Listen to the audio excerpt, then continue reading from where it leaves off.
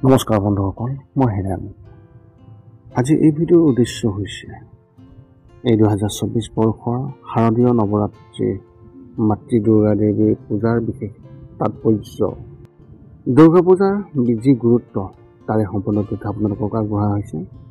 প্ৰথমে মোৰ চেনেলটো আপোনালোকে ছাবস্ক্ৰাইব কৰি ল'ব, যাতে মোৰ কিছু ভিডিঅ'বিলাক আপোনালোকে সহজে লাভ কৰিব পাৰে।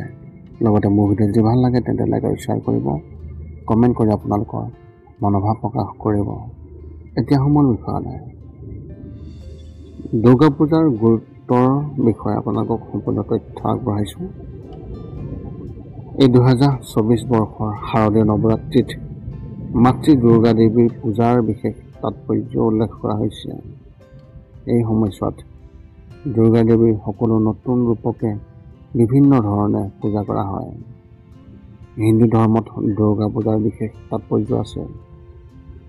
দুৰ্গা পূজা প্ৰতি বছৰে আহিন মাহৰ শুক্ল পক্ষৰ প্ৰতিপদ তিথিৰ পৰা আৰম্ভ কৰা হয় আৰু আহিন মাহৰ শুক্ল পক্ষৰ দশমী তিথিত শেষ কৰে।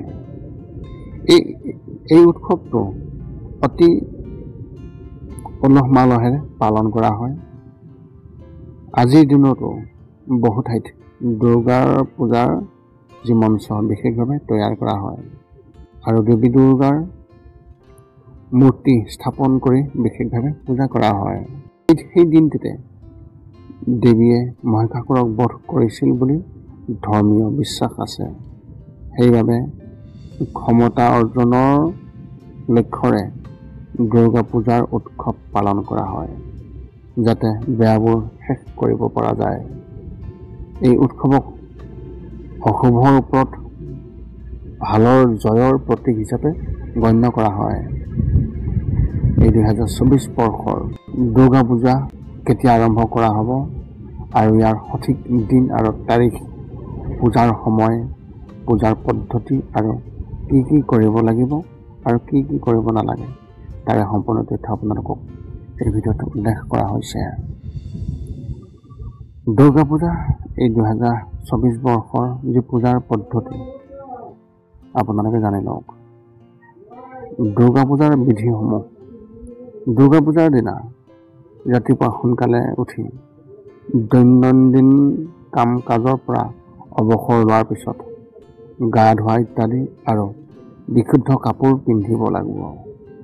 ইয়াৰ পিছত মাটিৰ পাত্ৰ এটাত জবৰ গুটি সিঁচি মাজত পানীৰ পাত্ৰ এটা থৈ তাত গংগাৰ পানী স্থাপন কৰিব লাগিব। গংগাৰ পানী ঢালি স্থাপন কৰিব লাগিব। ইয়াৰ পিছত কলগছৰ ওপৰত অখণ্ড চাকিৰ বন্তি জ্বলাই দিব লাগিব আৰু পূৰ্ণ ৰীতি নীতিৰে দেৱী দুৰ্গাক পূজা কৰাৰ যি বিধি, তাৰ পিছত দেৱী দুৰ্গাক পানী আগবঢ়াব লাগিব। আৰ্ঘ আগবঢ়োৱাৰ পিছত মাতৃ দেৱীৰ ছবিত অক্ষত আৰু ভাৰ্মিলিয়ন অৰ্পণ কৰিব আৰু মাতৃ দেৱীৰ আৰতি কৰি আপোনাৰ পূজা অন্ত পেলাব। দুৰ্গা পূজাৰ সময়ত আপুনি কি কৰিব নালাগিব আৰু কি কৰিব পাৰিব তাৰে তথ্য আপোনালোকে জানি লওক। ধৰ্ম বিশ্বাস অনুসৰি কিছুমান কাম আছে যিবোৰ দেৱী দুৰ্গাক পূজা কৰি থাকোঁতে ভুলতেও কৰিব নালাগে। যেনেকৈ দুৰ্গা মাতাৰ পূজাৰ সময়ত মন্ত্ৰ জপ কৰাৰ সময়ত নিজৰ শৰীৰ লৰচৰ কৰা উচিত নহয় আৰু সেই মন্ত্ৰ গানৰ সুৰত মন্ত্ৰ জপ কৰিব নালাগে। দেৱী দুৰ্গাক পূজা কৰাৰ সময়ত নিজৰ মন আৰু চিন্তাৰ পবিত্ৰতা বজাই ৰাখিব লাগে আৰু নৱৰাত্ৰিৰ দিনত নিজৰ মাক আৰু মাতৃৰ বয়সৰ সকলো নাৰীক অপমানো কৰিব নালাগে। নৱৰাত্ৰিৰ সময়ত কাৰো আগত বিশেষভাৱে প্ৰতাৰণা, প্ৰবঞ্চনা আৰু গালিগালাজৰ যি বেয়া শব্দ তাক ব্যৱহাৰ কৰা উচিত নহয়। উপবাসে পালন কৰা ব্যক্তিসকলে ভুলতেও চুলি আৰু দাড়ি কাটিব নালাগে আৰু নহৰু আৰু পিঁয়াজ ভুলতেও এওঁলোকে খাদ্যত ব্যৱহাৰ কৰিব নালাগে, কাৰণ আপোনালোকে সেই সময়ত সাত্বিক আহাৰ গ্ৰহণ কৰিব।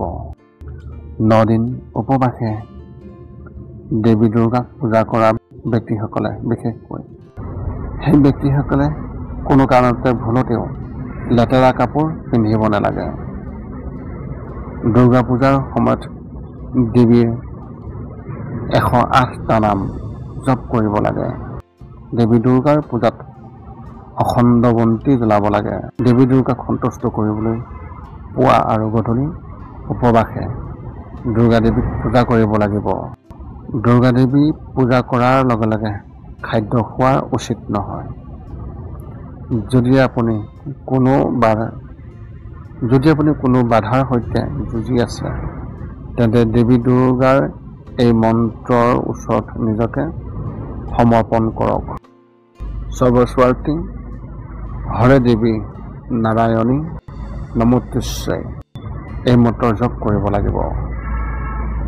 যদি আপুনি মাতা দুৰ্গাৰ বাবে উপবাস পালন কৰে, তেন্তে আপুনি বতৰৰ ফল আৰু চালাড খাব পাৰে। নৱৰাত্ৰিৰ যি উপবাস অৰ্থাৎ যি ব্ৰত, সেই সময়ত আপুনি ভুলতেও শাৰীৰিক সম্পৰ্ক স্থাপন কৰা উচিত নহয়।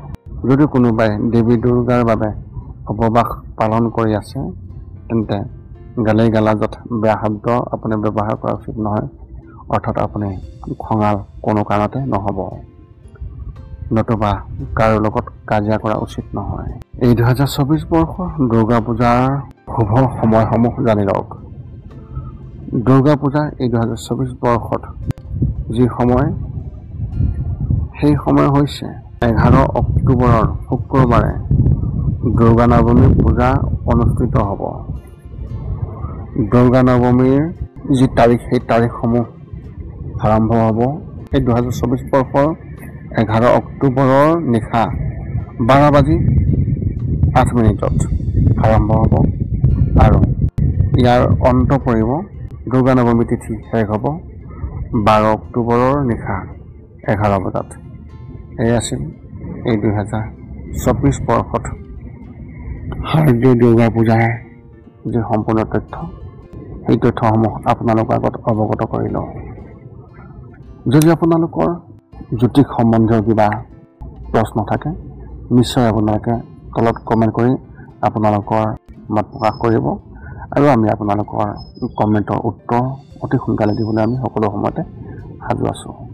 পুনৰ লগ পাম অন্য এটা ভিডিঅ'ত। আজিলৈ ধন্যবাদ।